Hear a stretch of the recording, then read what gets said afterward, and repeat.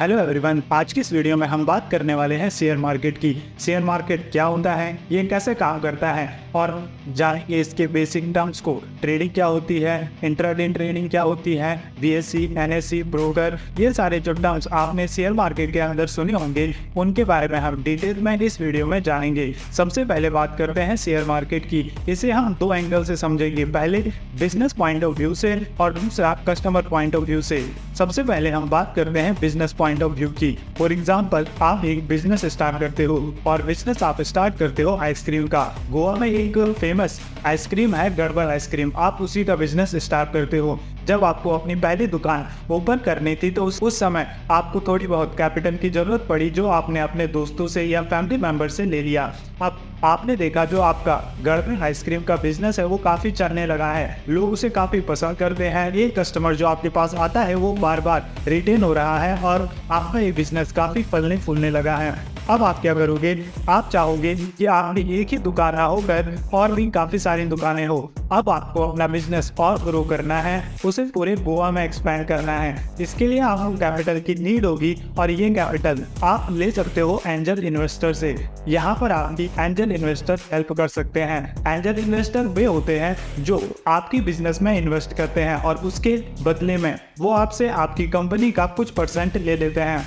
For example, आपका जो ice cream वाला बिजनेस है, इसे एक्सपैंड करने के लिए आप एंजल इन्वेस्टर के पास जाते हो तो एंजल इन्वेस्टर आपको 10 लाख रुपए देते हैं, लेकिन उस 10 लाख के बदले वे आपसे किसी भी प्रकार का पैसा नहीं लेते, परंतु आपकी कंपनी में 10% की हिस्सेदारी ले लेते हैं। इसके बाद आपके पास जो आपकी कंपनी का या आपके बिजनेस का शेयर परसेंटेज बचता है वो है 90%।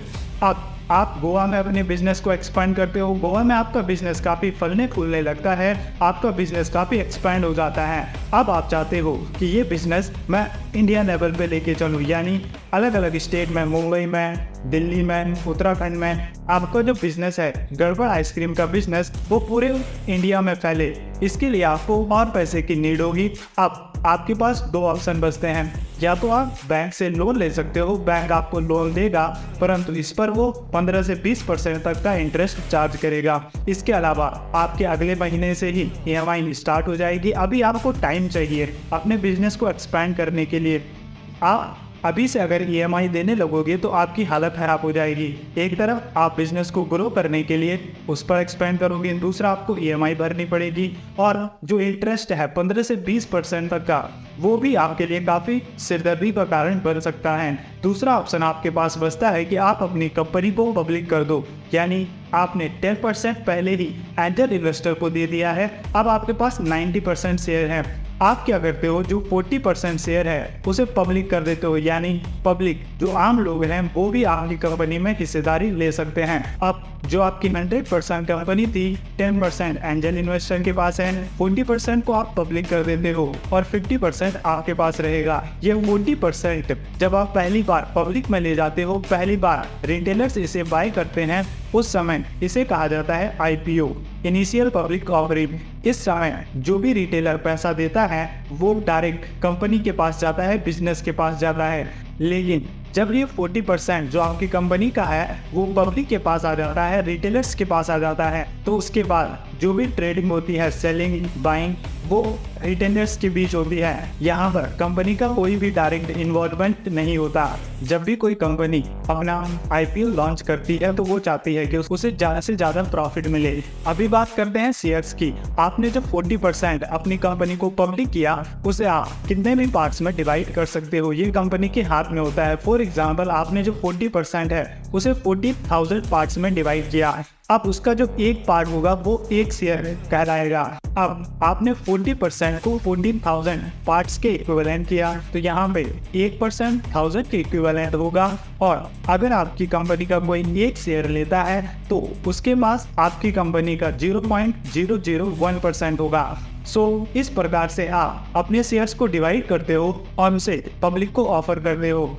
आगे चलकर जो भी आपकी कंपनी के शेयर्स को होल्ड करते हैं उन्हें हम ट्रेडर्स कहते हैं। अभी तक हमने समझा शेयर मार्केट को बिजनेस पॉइंट ऑफ व्यू से, अब इसे हम समझेंगे कस्टमर पॉइंट ऑफ व्यू से। जिन भी लोगों ने आपके शेयर को बाय किया वे रिटेलर्स कहलाते हैं या फिर ट्रेडर्स कहलाते हैं। अब जब भी किसी व्यक्ति को लगता है कि आपकी कंपनी अच्छा ग्रो करेगी, फ्यूचर में इसका बिजनेस और एक्सपैंड होगा, इसकी जो पर शेयर की प्राइस है वो और ज़्यादा इंक्रीज होगी, तो यहाँ पर उन्हें कहते हैं बायर। वो आपके शेयर को बाय करना चाहेंगे, ज़्यादा से ज़्यादा आपकी कंपनी में पोजीशन बनाने की कोशिश करेंगे। जबकि दूसरी तरफ जिनके पास आपका शेयर है, जिन्होंने IPO के दौरान आपके शेयर्स को बाय किया था, उन्हें लगता है कि उन्हें काफ़ी ज़्यादा प्रॉफिट हो चुका है और आप उन्हें ये शेयर बेच देना चाहिए, या फिर आपकी कंपनी आगे चलकर और प्रॉफिट नहीं कमाएगी, इसका सैचुरेशन आ चुका है। इस प्रकार से कोई भी फीलिंग हो सकती है सेलर के माइंड में, तो उस बेसिस पर वे आपके शेयर को बेचना चाहेंगे। एक तरफ बायर जो आपकी कंपनी के शेयर्स को बाय करना चाहते हैं, दूसरी तरफ सेलर जो आपकी कंपनी के शेयर्स को बेचना चाहते हैं। इन्हें जरूरत होती है एक प्लेटफॉर्म की, जहां पर आकर ये एक दूसरे से बाय और सेल कर सके। उस प्लेटफॉर्म को हम कहते हैं NSE और BSE। NSE national stock exchange और BSE Bombay stock exchange. Bombay stock exchange काफी पुराना है और काफी पहले स्टार्ट हुआ था। नेशनल स्टॉक एक्सचेंज काफ़ी टाइम बाद स्टार्ट हुआ, लेकिन अभी अगर मार्केट सिनारियो को देखें तो NSE BSE से काफ़ी बड़ा हो चुका है। सो ज़्यादातर जो ट्रांजेक्शन होते हैं वो NSE नेशनल स्टॉक एक्सचेंज पर होते हैं।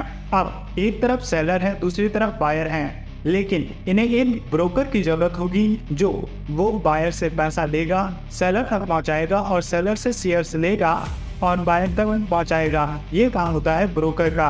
ब्रोकर की बात करें तो आप काफ़ी सारी एप्लीकेशन का यूज़ करते होंगे इन्वेस्टिंग के लिए। जीरोधा, ग्रो, यहाँ पर जो ब्रोकर का काम है वो काफ़ी सारी एप्लीकेशन करती हैं। बैंक भी ये काम करते हैं। जो भी ये प्रोसेस होती है सेलिंग की, बाइंग की, एक तरफ रिटेलर अपने शेयर्स को बेचता है, दूसरी तरफ रिटेलर उसे बाय करता है। इस पूरी प्रोसेस को हम ट्रेडिंग कहते हैं और जो ये काम करते हैं उन्हें हम ट्रेडर्स कहते हैं। जिस प्लेटफॉर्म के जरिए ये काम होता है वो NSE और BSE है जो इंडिया में काम करती हैं, और जिनके जरिए होता है उन्हें हम ब्रोकर कहते हैं। इसके अलावा आगे अगर हम बात करें तो स्टार्टिंग में जब स्टॉक मार्केट स्टार्ट हुआ था इंडिया में, तो उस समय किसी भी रेगुलेटरी बॉडी के द्वारा इसे कंट्रोल नहीं किया जा रहा था। लेकिन काफ़ी सारे स्कैम्स होने के बाद, फ्रॉड होने के बाद गवर्नमेंट के द्वारा एक बॉडी बनाई गई जिसका नाम है SEBI, security exchange board of India. इसके द्वारा पूरे स्टॉक मार्केट को रेगुलेट किया जाता है। आगे अगर हम कुछ टर्म्स की बात करें, अगर कोई ट्रेडर एक ही दिन के अंदर बाई भी करता है और उसी दिन में उस स्टॉक को सेल भी करता है, तो इसे हम कहते हैं इंट्राडे ट्रेडिंग। और जो भी इस तरह की ट्रेडिंग करते हैं, एक ही दिन में बाई करना, उसी दिन में उस शेयर को सेल कर देना, उन्हें हम कहते हैं इंट्राडे ट्रेडर।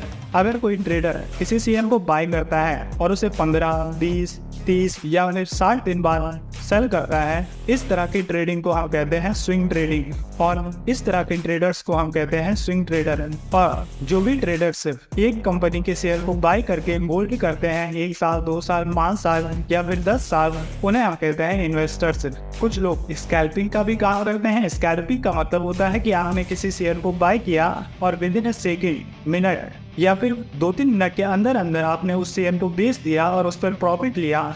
इस तरीके से जो काम होता है उसे स्कैल्पिंग कहते हैं। और जो ये काम करते हैं उन्हें हम स्कैल्पर कहते हैं। काफ़ी सारे लोगों को ट्रेडिंग और इन्वेस्टिंग में कंफ्यूजन होता है, तो ट्रेडिंग और इन्वेस्टिंग दोनों एक ही होता है। अगर आप with in a short span of time किसी शेयर्स को बाय करते हो और सेल करते हो तो उन्हें हम ट्रेडर्स कहते हैं। लेकिन जो भी लोग 1 साल, 2 साल, 5 साल तक अपनी जो भी शेयर्स उन्होंने बाय किए हैं उन्हें होल्ड करके रखते हैं, उन्हें हम इन्वेस्टर कहते हैं। इस तरीके से इन्वेस्टिंग और ट्रेडिंग दोनों एक ही होती है, लेकिन जो ट्रेडिंग का टाइम पीरियड होता है वो कम होता है और इन्वेस्टिंग का टाइम पीरियड होता है वो ज़्यादा होता है। काम दोनों एक ही करते हैं, बाई करना और सेल करना। ये हमने बात की स्टॉक मार्केट के बेसिक्स की। आने वाले समय में हम इस तरह की और वीडियोस आपके लिए लाएंगे जहां पर आपको इन्वेस्टिंग के बारे में और ज़्यादा सीखने को मिलेगा। इसके अलावा एक सवाल आपके मन में आया होगा कि अगर मुझे इन्वेस्टिंग सीखनी है तो मैं कहां से सीख सकता हूं, तो इसके लिए आप बुक्स पढ़ सकते हो। इस वीडियो में मैं आपको 2 बुक्स रिकमेंड करूंगा। पहला रिच डैड पुअर डैड जो कि रॉबर्ट कियोसाकी के द्वारा लिखी गई है, और दूसरा इन्वेस्टोनॉमी जिसके राइटर है प्रांजल कामरा। तो ये 2 बुक्स बिगिनर्स के लिए बहुत ही बेहतरीन बुक हैं जिन्हें पढ़कर आप अपनी जर्नी को स्टार्ट कर सकते हो। इन बुक्स के अलावा आप हमारी वेबसाइट moneymock.com पर भी जाकर आर्टिकल्स पढ़ सकते हो, जहां पर आपको इन्वेस्टिंग से रिलेटेड, फाइनेंस से रिलेटेड काफ़ी सारे आर्टिकल्स मिलेंगे। उन्हें पढ़कर भी आप अपनी नॉलेज को इंक्रीज कर सकते हो।